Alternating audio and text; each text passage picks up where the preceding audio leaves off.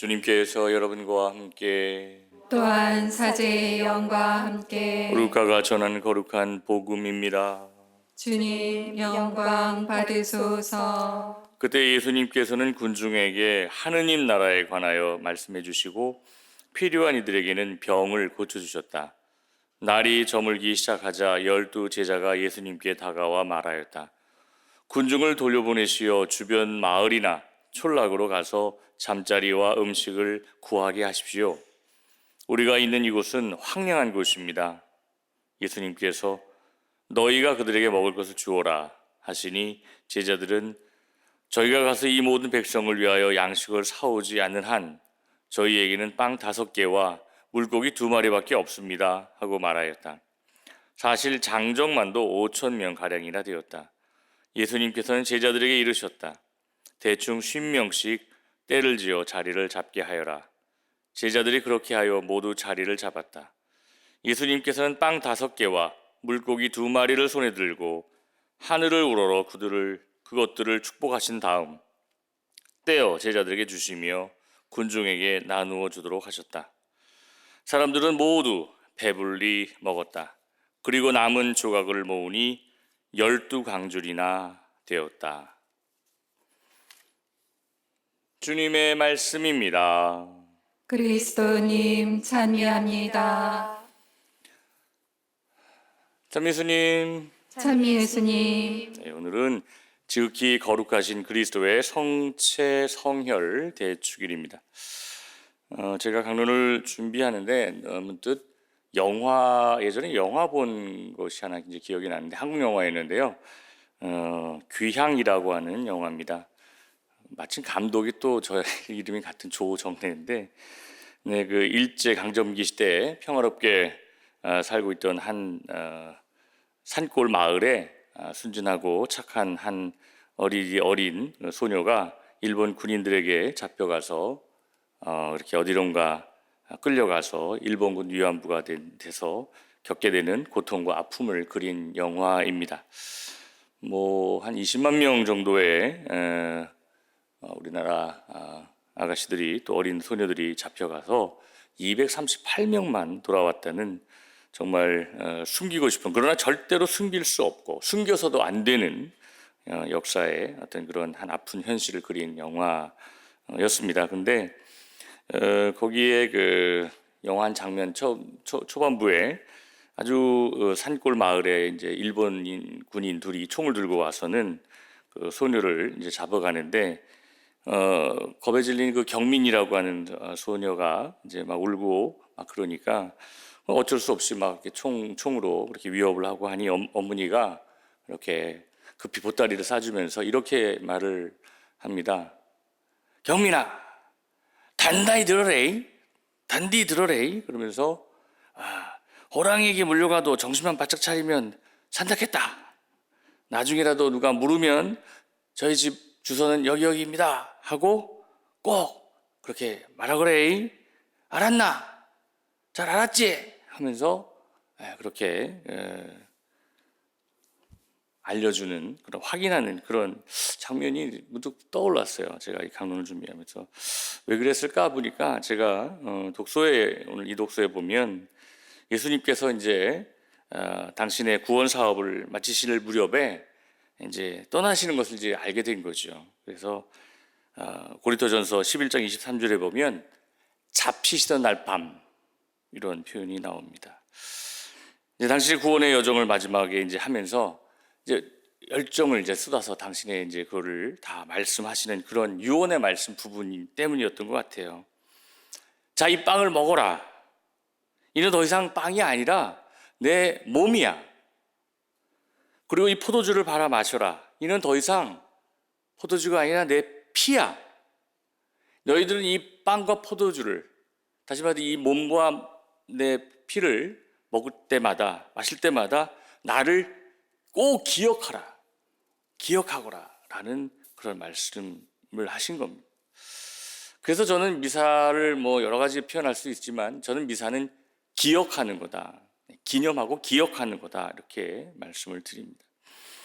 한 인간이 할 수 있는 가장 간절하고 절박하고 중요한 뜻을 남기는 그 유언의 순간, 바로 그것이 오늘 예수님께서 말씀하셨던 그 말씀이었던 것 같습니다. 그럼 도대체 뭘 기억하라는 건가? 이 빵과 포도주, 다시 말해서 이 피와 성체와 성혈을 영할 때마다 뭘 기억하라는 건가? 내가 너희를 얼마나 사랑하고 있는지, 사랑했는지, 또 사랑하고 있는지, 어떻게 살아야 정말 행복한 건지, 기쁘게 살 수 있는 건지, 하나님 나라는 도대체 어떤 곳에 있는 것인지, 이런 당신이 말씀하신 모든 것, 당신이 보여주신 모든 것들을 잘 기억하라 라고 말씀하신 겁니다. 유언이고 부탁이고 하나의 명령입니다. 그래서 가톨릭 교회는 이를 2000년 이상 이렇게 긴 시간 안에서 사제들을 통해서 이렇게 행하고 있는 것입니다.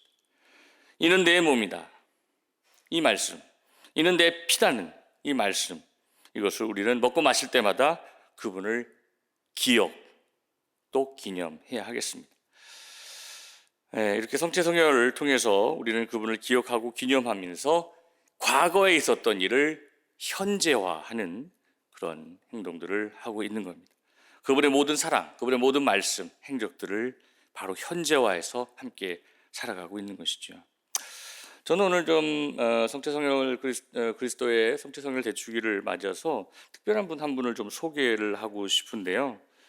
이거는 이제 제가 로마에 얼마 전에 이제 가서 아시시라고 하는 곳에 갔을 때 거기 성당 앞에 이제 있었던 잡지인데 한 젊은 청소년이 이렇게 있는 그 잡지죠.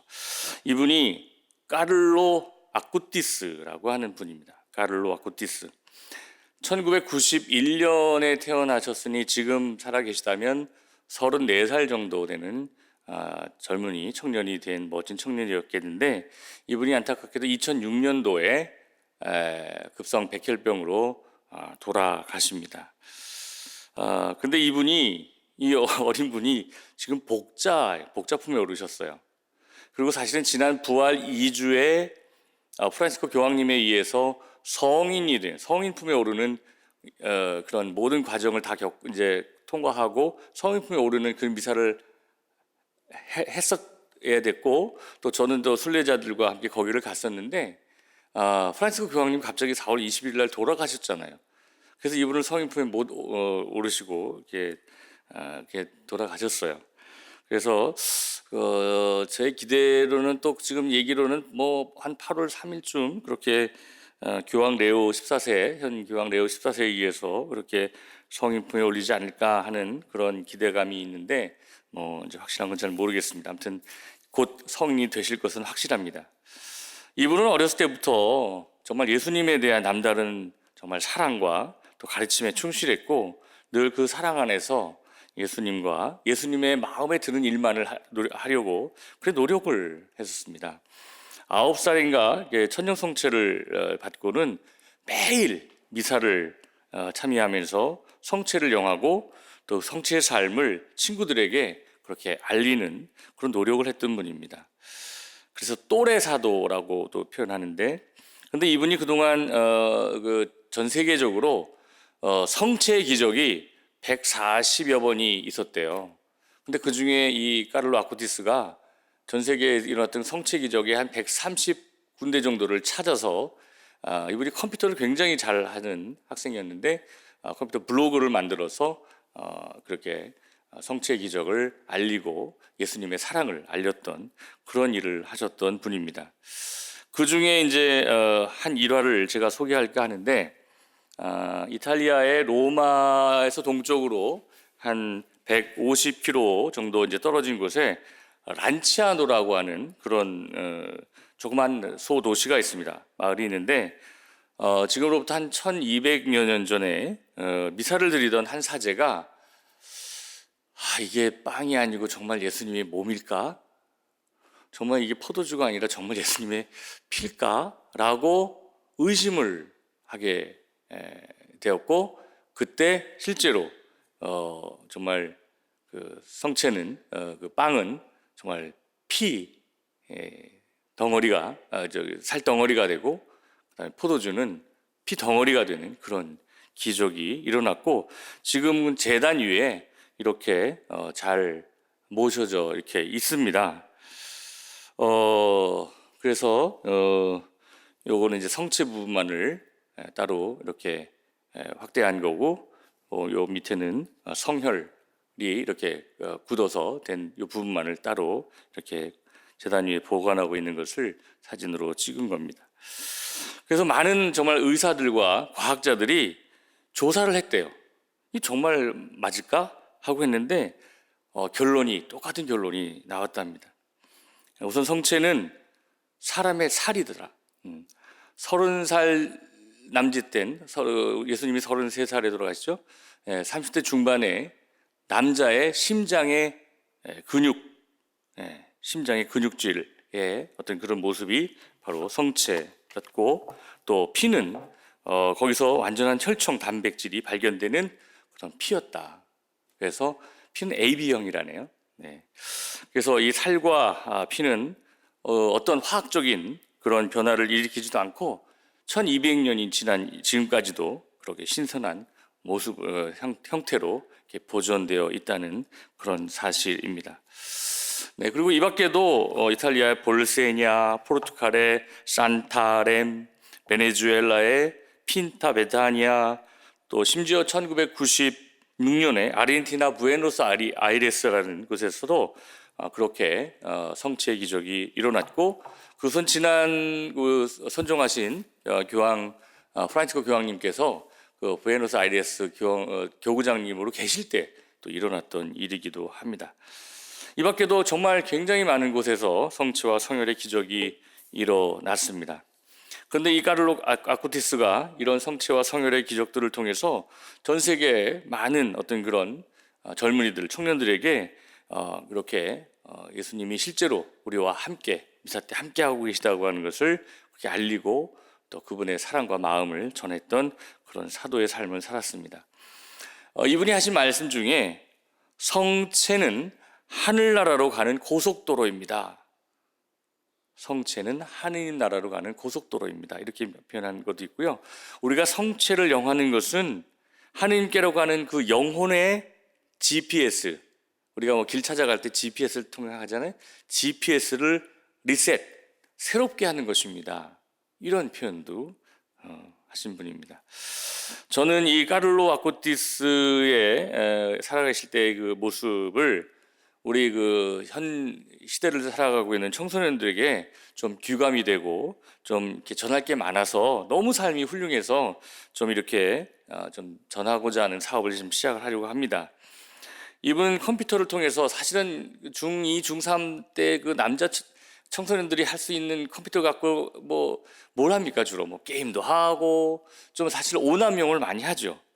그렇게 오남용을 할 수 있는 그런 어린 나이에 그 미디어라고 하는 도구를 통해서 정말 하느님의 사랑을 전하고, 또 성모님의 어떤 발연지를 다 조사해서 블로그를 만들어서 전하는 그런 일들을 하셨다는 것을 통해서 저는 이분이 정말 이 시대의 어떤 진정한 정말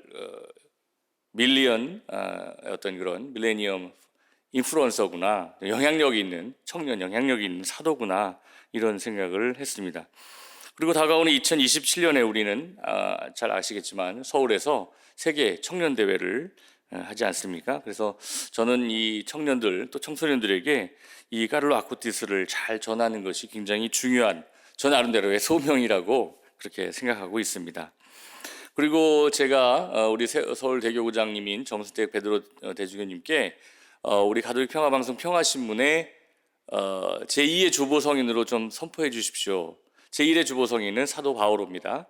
제2의 주보성인으로 선포해 주십시오 했더니 그렇게 하라고 그렇게 허락을 해주셔서 우리 가톨릭 평화방송 평화신문의 제2의 주보성인이 되십니다. 저는 이분을 널리 알리고 이분의 정신을 많은 청년들과 청소년들에게 정말 배우고 따라가게 하는 그런 일을 꼭 하고자 합니다. 그래서 지금 책자도 만들고 있고, 또 카를로 아쿠티스를 만났던 많은 학생들, 또 그 젊은이들, 그리고 그 어머니, 특히 어머니가 살아계신데 그 어머니의 증언들을 이렇게 다 만들어서 지금 다큐멘터리로 지금 제작 중에 있어요.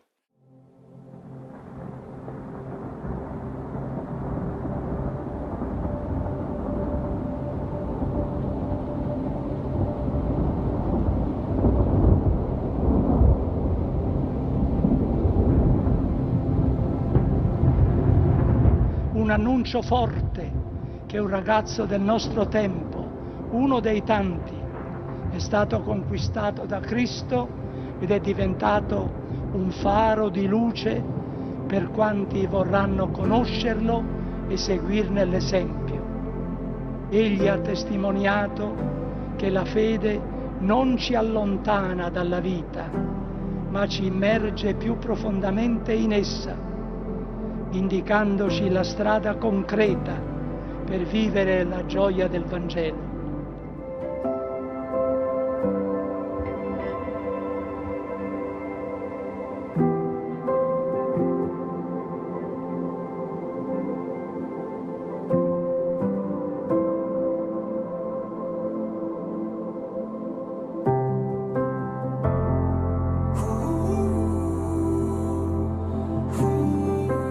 Sicuramente Carlo è un segno di speranza per tanti, perché la santità è possibile anche oggi nonostante i mezzi che abbiamo. Il Vescovo ha parlato giustamente che sarebbe stato fratello computer, sorella PlayStation forse, solo per dire che con Carlo queste cose sono state sicuramente le ha utilizzate, ma per il bene, e quindi un segno di speranza anche per i giovani, che si può diventare santi anche oggi.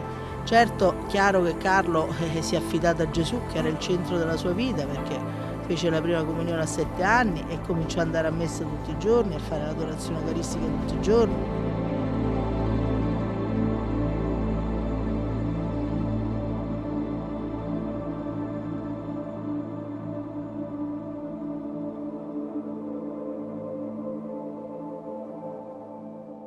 자, 그리고 또 제가 저희 가톨릭 평화방송 평화신문이 이제 명동에 있는데 거기 주차장 쪽에 그 성상 카를로 아쿠티스의 성상을 하나 또 제작을 해서 거기에 이렇게 그 성인 8월 3일 날 정말 성인이 되시면 참 좋겠는데, 그래서 되시면 그 성상을 이렇게 놓고 축복식을 또 하고자 합니다.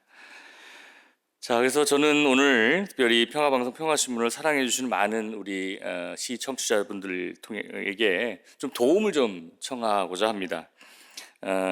부디 많은 분들이 저희가 하는 이 카를로 아쿠티스를 통해서 청소년 청년들에게 그분의 삶을 또 이렇게 알리고 싶어하는 이 사업에 함께 좀 도움을 주셨으면 하는 그런 마음입니다. 그래서 여러분 우리 미사 때 제가 봉헌하면 여러분 거의 ARS라고 나오잖아요. 핸드폰 060 그죠? 060 706에 뭐 1004 4004. 근데 이번에는 여러분 이 미사에 구원의 천사가 좀 돼달라는 의미에서 9000사를 좀 눌러주시면 감사하겠습니다. 네.